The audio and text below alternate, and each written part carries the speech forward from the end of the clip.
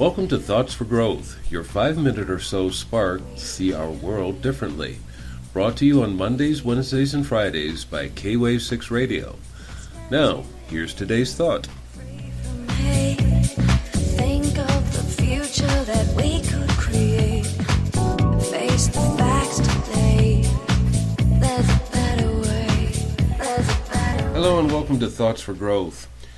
I'm going to ask that you stay tuned to the end of this particular segment of Thoughts for Growth today because I have some information for you about next week's programming, which will also come out in detail in our blog, and there will also be a press release on it. But let's start with today's topic. As you've read, it is called Nature is Art. Now, in this particular segment, you might find me rambling a bit because I can think of so many things that relate to nature and to art.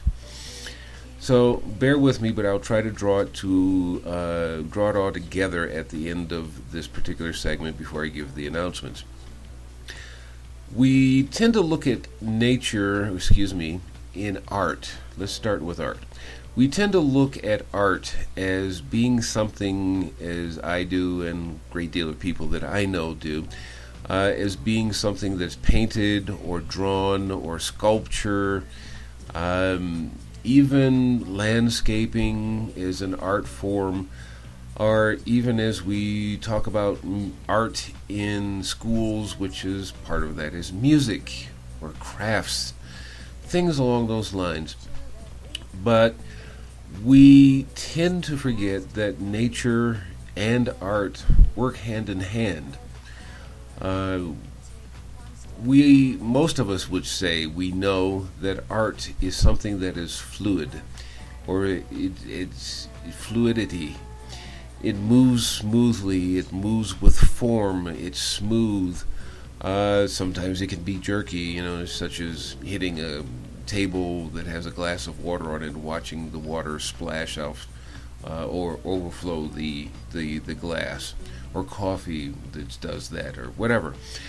But if you look at nature and you see fractals, which are little spirals, and you see that these exist throughout nature, we look at a tree and how it grows, or a flower. We see how animals act and react in different situations. And if you can see their existence as being an art form, then you see that you are also art. We are trying to get rid of arts out of schools. We're removing arts and crafts. We're removing music. These days, when I was a child, we used to study handwriting. Nobody does any handwriting these days. Everything is done on a computer. But removing art is removing part of ourselves. It removes our imagination. It makes us rigid in the way that we see and react in life. It makes us cold because we have no expression of who and what we are. We become, in essence, what most of us would consider to be rocks. Cold, hard, unshapable, unless you crush it and use it for something else. But a rock is a piece of art as well. Most of us that don't know what a geode is, we would probably think that it's just a great big rock or boulder. But once you crack it open, there is art within. All the crystals, all the amethysts, and all of that makes our world such a beautiful place. And we try to remove it. We try to destroy it in some form or another. But if you think about art, you think about nature, and you see in many cases that as we expand so-called humanity or civilization, we pave over nature. We pave over that which is a part of us. But nature, unlike humanity, is always seeking its own. It's always going to find a way to make itself known, unlike humanity. Because if you've seen thin asphalt could be just recently paved within the last year, and there could be a sprout of a plant, doesn't matter what kind. It can struggle and push its way through a thin layer of asphalt.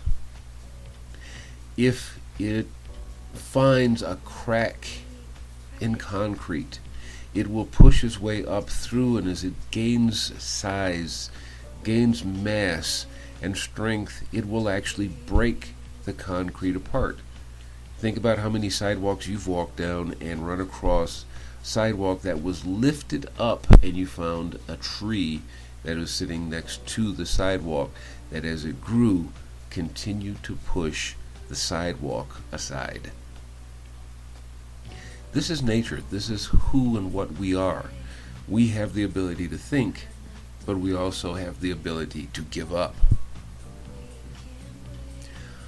Art in itself is something that we cannot kill any more than we can really kill ourselves, which could be a contradiction because it seems we're doing pretty good at that. But let me draw this to a close.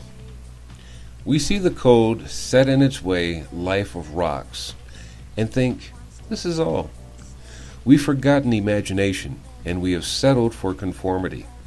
We have lost our will to be a collective of individuals who realize the gifts and ambitions and abilities given us from creation and birth. When we remember who and what we are, you will remember we are equal with all of creation who gave our imagination, our art, our nature, to others merely for security. Now, this is the end of the Thoughts for Growth segment, but here are the announcements I told you about at the beginning of the program today. Starting next week, Monday, we will be moving our time from 7 a.m. Eastern to 9 a.m. Eastern. We will continue with Thoughts for Growth segments, but they will be on Mondays, Tuesdays, Thursdays, and Fridays. Why is that? Because we are returning to live and or pre-recorded interviews, but they're going to be on Blog Talk Radio. There will be a blog coming out and a press release, as I mentioned earlier, coming out actually tomorrow. And it will tell you all about what's going on. So please stay tuned, read the blog, and keep up with us on Facebook, Twitter, and our blog, our website. The short URL is www.kwave6radio.tk, and the 6 is always a number 6, not spelled. Or the longer version, if you're having a problem with that, which is www.kwave6radio.wordpress.com. Take care and have a wonderful day. Of the future that we could